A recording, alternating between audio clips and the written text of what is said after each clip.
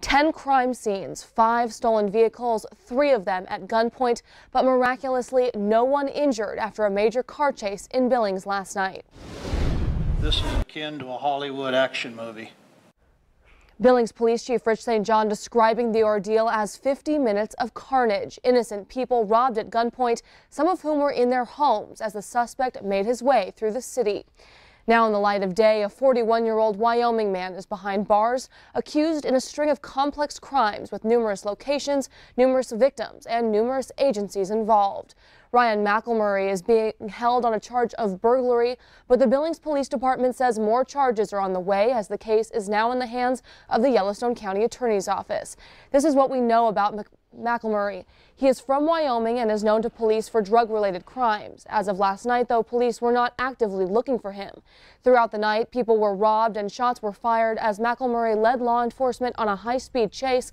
Police Chief Rich St. John says it's a miracle no one was hurt. It all started last night around 10 o'clock with a call to a burglary on the south side. As you can see from this map, from there, McElmury led police to the west end, crashing and stealing vehicles along the way, even breaking into a home on King Avenue, robbing the residents at gunpoint and taking off in their car. His route was 48th Street west to Rimrock, then around the Mormon Temple, back down to Rimrock, and then to Shiloh, where he was stopped with spike strips. So he stole another vehicle. The chase continued then toward Lockwood, where he hit spike strips on I-90 at the 27th Street exit. McElmury then stole his 4th vehicle from the town pump at the Lockwood exit. Authorities then followed him through the Heights, attempted but failed to stop him on 312. So he drove north on Highway 87 to Doyle Road, where he rolled his vehicle trying to make a turn. He ran a couple hundred yards through a field before jumping into his 5th and final car. He then drove towards pursuing officers, members of the Billings Police, Yellowstone County Sheriff's Office, and Montana Highway Patrol. All fired shots at McElmury before he eventually got out of the car and surrendered. This was serious situation, and I'm so very happy but surprised that nobody got hurt, anybody involved in it, with the distances that were traveled, the speeds, and the time, not to mention gunfire. Now, as we mentioned, it all began at Performance Auto on Laurel Road, and it was all caught on the business's surveillance cameras.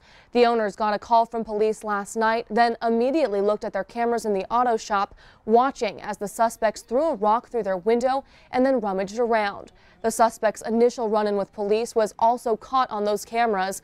But the ironic thing, according to the business, is the suspect, presumably McElmury, didn't take anything despite there being electronics and car keys inside the shop. He smashed through the window and it actually made not a very large hole. And it's amazing he didn't cut himself because the glass was quite jagged. But he made entrance into the building, and then he spent 7 minutes in the building going through desk drawers and looking over keys. The general manager of Performance Auto also tells us the suspect in the video took a decorative license plate off the wall and carried it around with him. It was dropped when he fled police. Other than that, the business suffered little damage.